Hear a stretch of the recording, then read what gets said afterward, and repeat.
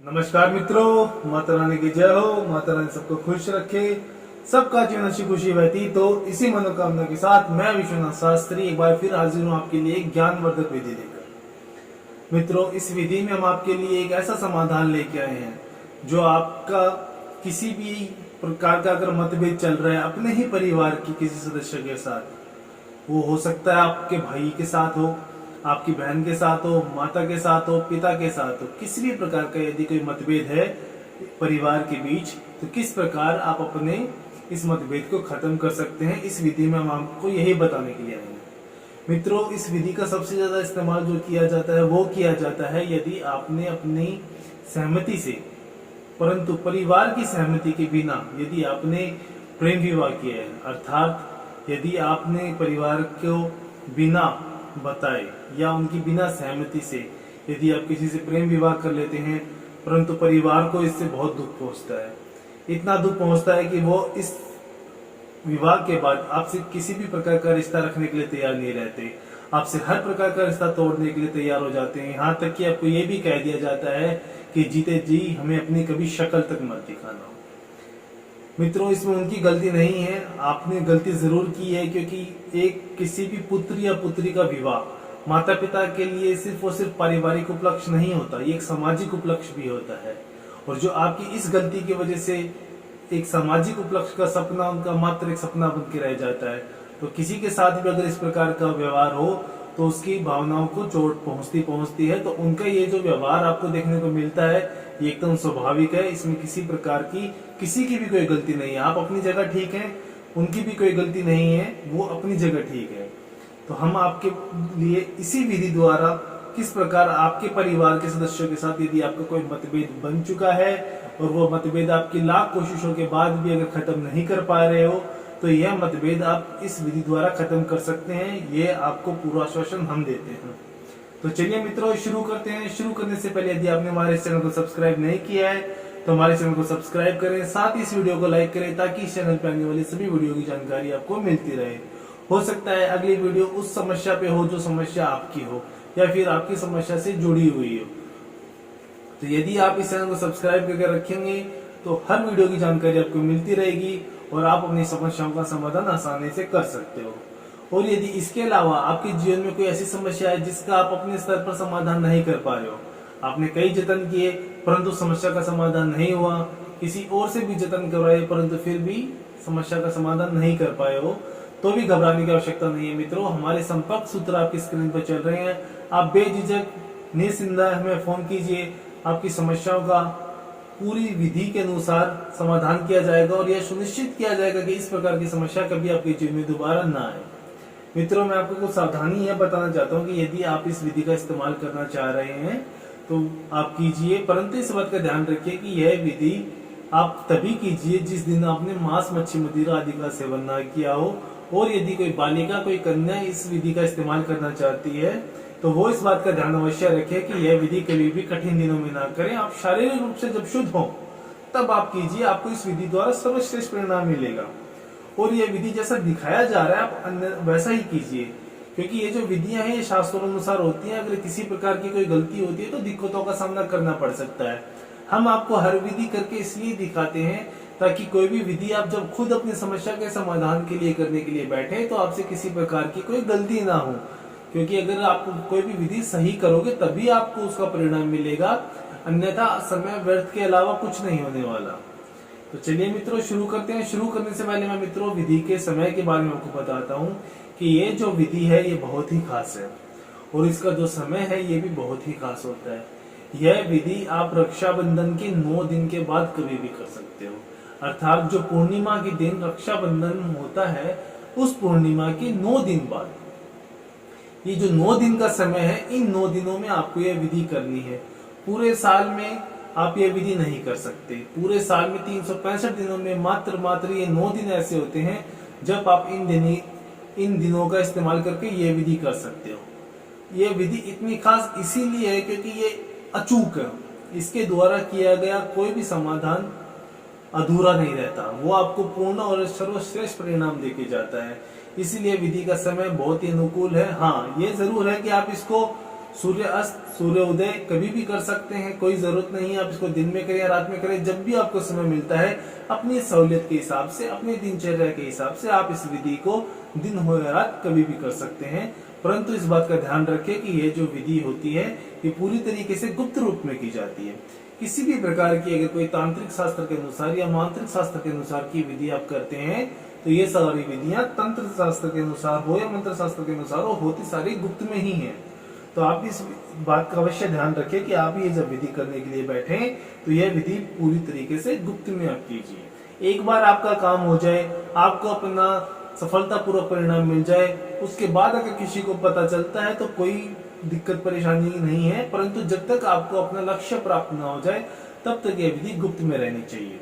तो मित्रों, यह विधि करने के लिए सबसे पहले तो आपको जमीन पे आसन लगा के बैठना है। कोई भी विधि आप जमीन के संपर्क में या जमीन के स्पर्श में आके नहीं कर सकते। तो आप इस बात का अवश्य ध्यान रखिए कि आप जब भी ये विधि करने के लिए बैठे तो आसन लगा के बैठे, कोई कपड़ा वगैरह बिछा के बैठे, ताकि यदि इस विधि से जुड़ी हुई कोई भी सामग्री अगर गिरती भी है तो वो जमीन के संपर्क में ना आए, क्योंकि कोई भी सामग्री जब जमीन के संपर्क में आती है तो उसका किसी भी प्रकार की विधि से कोई नाता नहीं रहता, वह विधि से अलग हो जाती है।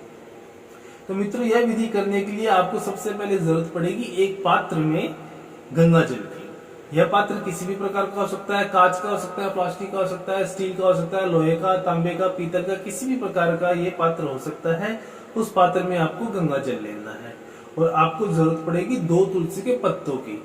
मित्रों, जिस प्रकार आप देख रहे हैं कि मैंने इस पात्र में गंगा जल लिया है और मैंने 2 तुलसी के पत्ते लिए हैं।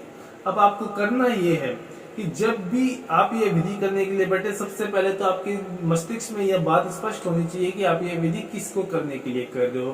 क्या वो इंसान एक ही है या एक से ज्यादा है? जितने भी हैं या जो भी है, आपको उसको अपने मस्तिष्क में रखते हुए पूरी एकाग्रता के साथ यह विधि करनी है, क्योंकि आपकी ये जो एकाग्रता है यही आपको अपने लक्ष्य तक पहुंचाने में सर्वश्रेष्ठ भूमिका निभाएगी। तो सबसे पहले आपने इस पात्र में जो गंगा जल लिया है, इस गंगा जल में आपको तुलसी के पत्ते लेने हैं, परंतु ध्यान रहे कि रविवार के दिन कभी भी तुलसी से पत्तों को नहीं तोड़ा जाता, इसलिए रविवार के दिन आप ये विधि ना करें। बाकी आप किसी भी दिन कर सकते हैं। अगर आपको रविवार के ही दिन ही समय मिलता है तो आप ये ध्यान रहे कि आप ये जो पत्ते तोड़े ये 1-2 दिन पहले ही तोड़ लें और इनको पानी में भिगो के रखें, जिनसे ये खराब नहीं होंगे। तो आपने जिस पात्र में गंगा जल लिया है, इसी गंगा जल में आपको ये दोनों तुलसी के पत्ते लेने हैं और अभी इसको एक वशीकरण मंत्र द्वारा विमंत्रित करना है। ये वशीकरण है, लेकिन वशीकरण का मतलब ये नहीं कि कोई भी वशीकरण प्रेम संबंधी होता है।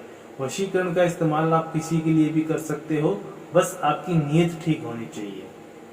तो इसको विमंत्रित करने के लिए ये जो पात्र है, आपको इसको अपने सीधे हाथ की हथेली पर रखना है और अभी एक वशीकरण मंत्र का उच्चारण करना है। वशीकरण मंत्र है श्री श्री मम। जिस भी व्यक्ति के साथ अपना मतभेद खत्म करना है, अब यहाँ पे आपको उसका नाम लेना है। उसका नाम आएगा करुण नभो क्रोधस्य पूर्णांत स्वाहा। मैं मंत्र एक बार फिर से दोहरा देता हूँ। श्री श्री मम नाम करुण नभो क्रोधस्य पूर्णांत स्वाहा। श्री श्री मम नाम करुण नभो क्रोधस्य पूर्णांत स्वाहा। इस मंत्र का आपको 251 बार जाप करना है मित्रों। जब इस मंत्र का 251 बार जाप हो जाए तो ये ध्यान रहे कि इसको किसी भी पात्र द्वारा ढककर कम से कम भी 24 घंटे के लिए आपको इसको आपके घर के जो भी पूजा स्थल है वहां पर रखना है। परंतु जैसा मैंने बताया था कि यह विधि पूरी तरीके से गुप्त रूप में की जाती है, तो आप यह कोशिश कीजिए कि आप इसको जिस प्रकार भी रखें, किसी अन्य सदस्य के निगाह में ये नहीं आना चाहिए, क्योंकि यदि उसकी निगाह में आया तो आपके लिए सवाल खड़े हो जाएंगे जिनका जवाब देना आपके लिए आसान नहीं होगा। तो इसीलिए किसी भी प्रकार से इसको गुप्त में रखना आपकी जिम्मेदारी है।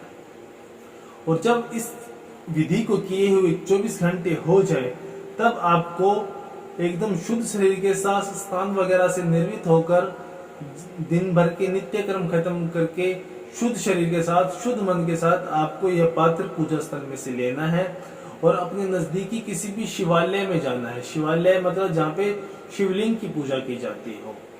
शिव जी के मंदिर होते हैं, वहां पे आपको शिवलिंग भी मिल जाएगा।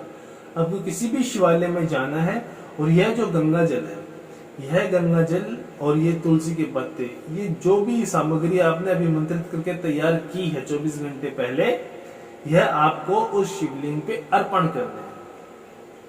मित्रों, यह अर्पण करते समय आप ध्यान रखिए कि जब आप शिवालय में जाएं तो आप अकेले हो, आपके साथ अन्य कोई इंसान ना हो, आपकी जान पहचान वाला। और आपको यह शिवालय पे अर्पण कर जब आप घर पर आए तो यह ध्यान रखें कि एक बार उस शिवालय से जब आप निकल जाएं तत्पश्चात आपको पीछे मुड़कर नहीं देखना है। यदि रास्ते में आते समय आपको कोई जानकार इंसान मिल जाता है और आपको पीछे से अगर आवाज लगाई जाती है, तब भी आपको किसी भी सूरत में पीछे मुड़ के नहीं देखना है। आप उस व्यक्ति को पूरी तरीके से नजरअंदाज करते हुए अपने घर पर आएंगे। एक बार घर पे आने के बाद में ठंडे पानी से हाथ मुंह धोकर आप अपने दिनचर्या के काम में लग सकते हैं। मित्रों, यह विधि का इस्तेमाल इतनी बार किया गया है और जितनी बार भी किया गया है, इसका जो परिणाम है ये 100% निकल कर आया है।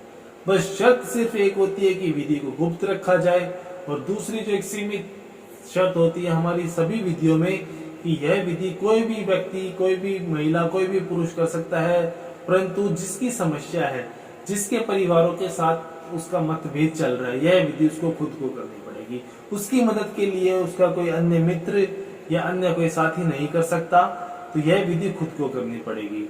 मित्रों, इस विधि का जो असर है वो आपके लिए किसी चमत्कार से कम नहीं होगा, क्योंकि परिवार का मतभेद आसानी से छोटी मोटी बात पर तो बनता भी नहीं है।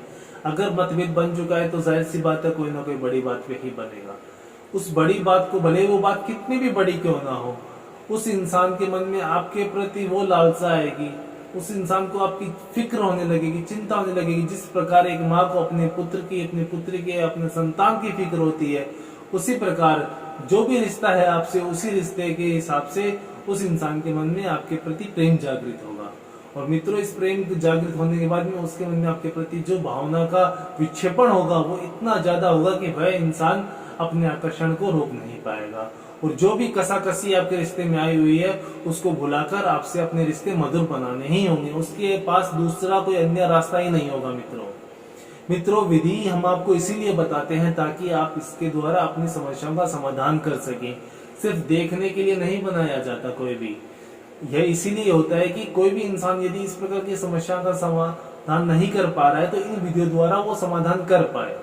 हम यही चाहते हैं कि यदि आप किसी भी विधि में अपना 1 मिनट भी लगाते हैं तो आपको उस 1 मिनट का फल मिलना चाहिए। मित्रों, विधि को लेकर कोई भी सवाल या शंका हो या आपके जीवन में कोई अन्य समस्या हो जिसने आपके जीवन को नर्क बना रखा हो और अनगिनत उपायों के बाद में समाधान ना मिल पा रहा हो, तो आप हमें बेझिझक संपर्क करें। आपकी हर समस्या को जड़ से खत्म किया जाएगा। और अगर विधि करते समय कोई गलती हो गई है तो भी घबराने की आवश्यकता नहीं है। हमारे संपर्क सूत्र आपकी स्क्रीन पर चल रहे हैं, बेझिझक संपर्क कीजिए, आपकी हर समस्या को सुलझाया जाएगा।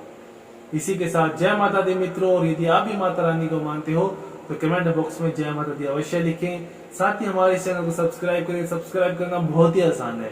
स्क्रीन पर माता रानी की पिक्चर चल रही है, आप उसे क्लिक करें और आप सदा सदा के लिए हमसे जुड़ जाएंगे। जय माता दी मित्रों।